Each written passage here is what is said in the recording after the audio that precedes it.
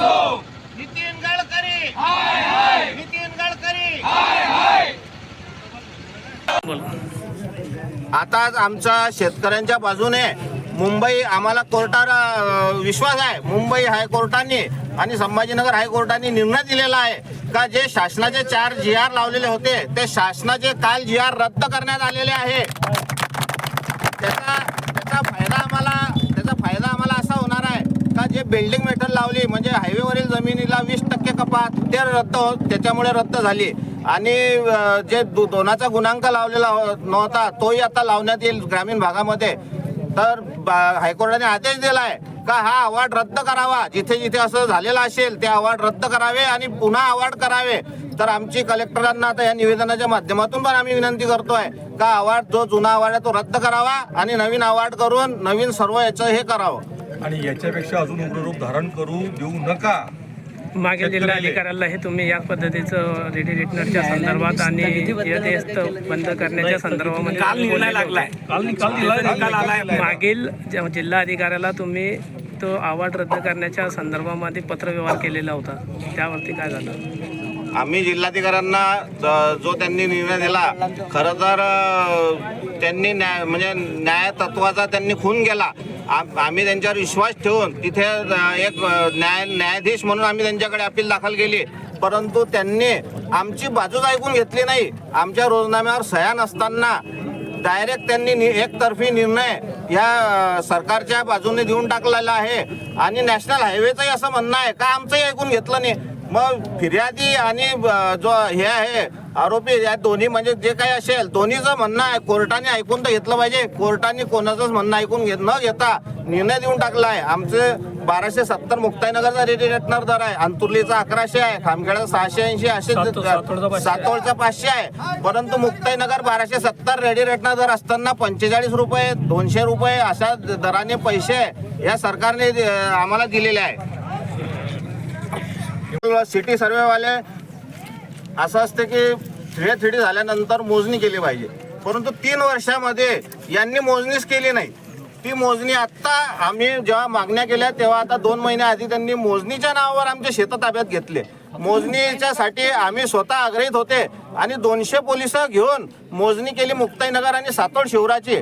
आता अंतुर्लीमध्ये 40% रस्ता करून टाकला पण अजून अंतुर्लीची मोजणी केलेली नाही.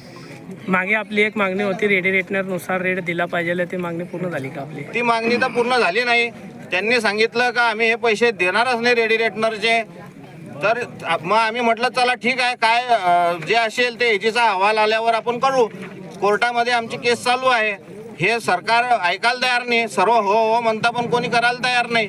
त्याच्यामुळे मग आम्ही 200-300 पोलिसांपुढे आमचा निभाव लागला नाही आणि यांनी मोजणीच्या नावाखाली ती जमीन आमची ताब्यात घेतली, अनधिकृतपणे ताब्यात घेतली. 1 रुपया आजपर्यंत कोणत्याच शेतकऱ्याला दिलेला नाही. आज आपली काय भूमिका इथं नेमकी?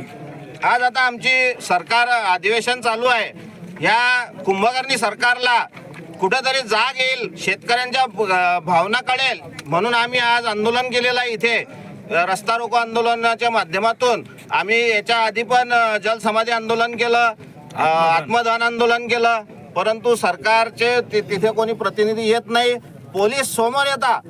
मला असं वाटते SP साहेबांना विनंती आहे माझी की काही तो ठेकेदार येतो, एक अर्ज देतो आणि तुम्ही 200 पोलिस इथे पाठवता, तर हे काही योग्य नाही. SP साहेब तुम्ही त्याची पडताळणी केली पाहिजे का हा ठेकेदार खरोखरच योग्य काम करतोय का. शेतकऱ्यांच्या जमिनी पोलीस बंदोबस्तामध्ये बळकावण्याचं काम हा ठेकेदार आणि नॅशनल हायवे करत आहे, तर हा पण गुन्हाच आहे असं मला वाटत आहे. महत्वाचा मुद्दा आहे का कालच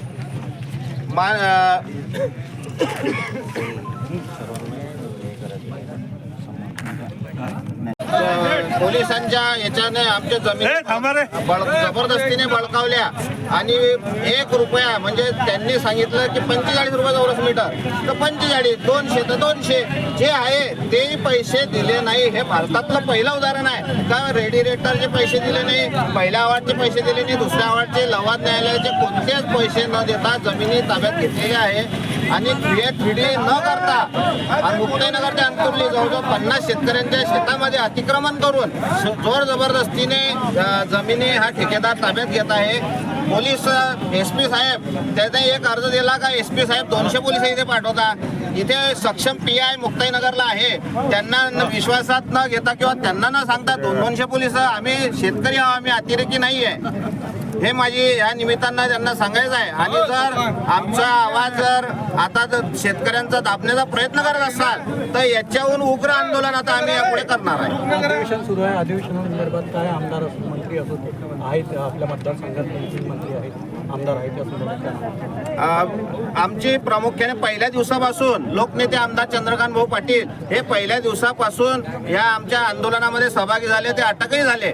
आजही भाऊ येणार होते पण भाऊची काल तब्येत थोडी खालावली, त्याच्यामुळे ते मुंबईला ऍडमिट असल्यामुळे भाऊ आले नाही.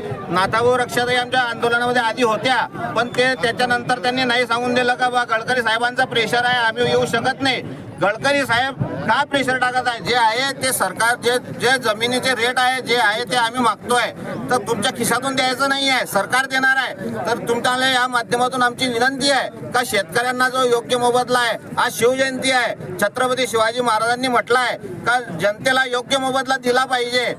आज तुम्ही जर महाराजांचे नाव घेत असले, मला नाही वाटत तुम्ही महाराजांचं नाव घेतलं पाहिजे, कारण की महाराजांचे जे विचार घेऊन आपण चालतोय, महाराजांचं म्हणणं आहे की शेतकऱ्यांना न्याय द्या. आणखी शेतकरी प्रशांत आधी याचं ऐकून घ्या. आता शेतकरी आपल्या काय मागण्या आहेत?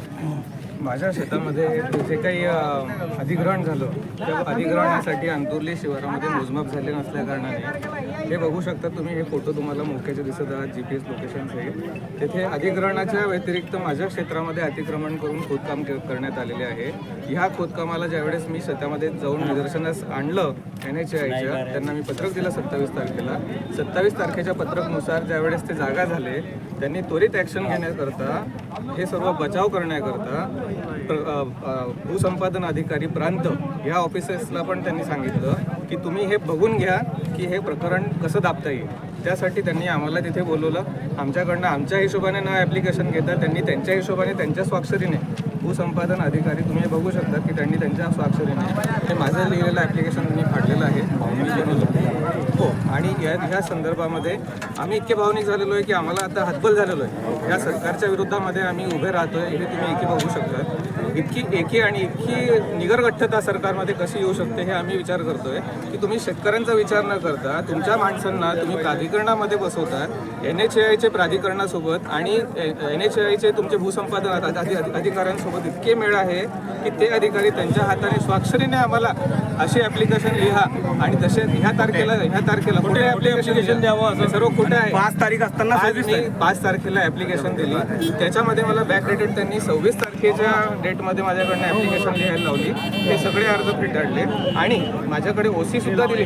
चुकून त्यांच्याकडनं OC 5 तारखेची बरोबर दिले गेली ज्या तारखेला मी ॲप्लिकेशन दिली.